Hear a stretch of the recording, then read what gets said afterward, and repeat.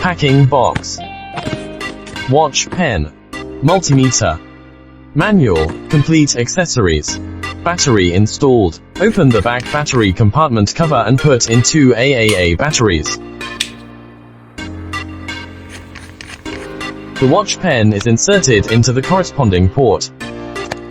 DC voltage. Intelligently identify the gear, and the watch pen can contact the positive and negative electrodes of the corresponding battery.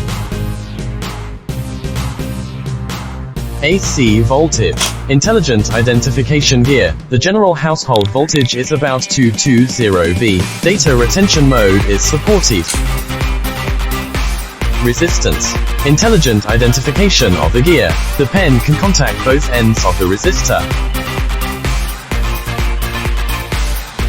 On-off beep. Intelligent identification gear. The pen contacts both ends of the wire, and the beep is normal, otherwise it is damaged.